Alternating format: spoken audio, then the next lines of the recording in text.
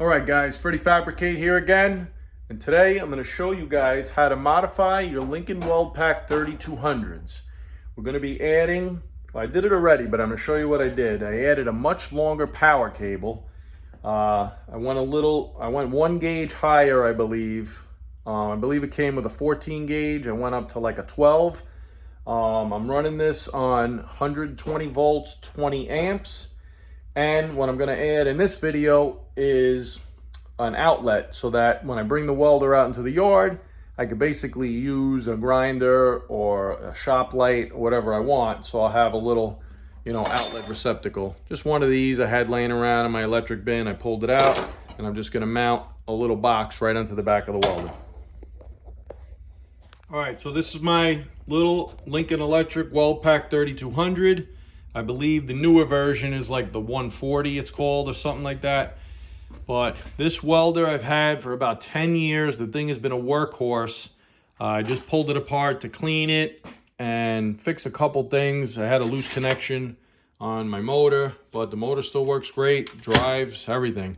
What I did originally was these welders come with a very short, I believe it's 14 gauge electric plug, and that was just terrible. You could increase the capacity of your welding tremendously just by upping the gauge of the electric cable, and I increased the distance. I added about 10 feet to it, and all I did was cut it off in the back. This is what came out of it, and I just ran it into this little electric box, and then I wire nutted it into mine. Now what I'm doing here today is, and I wish I did this years ago, I'm just gonna add this box right on top.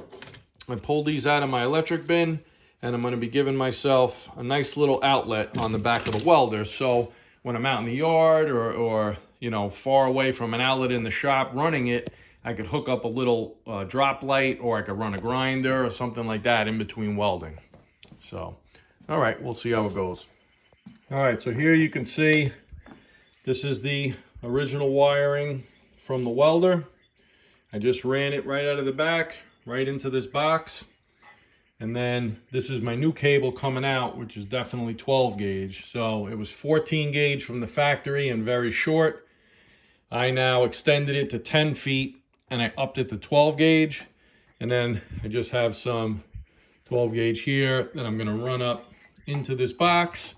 And then I'm going to put an outlet like that.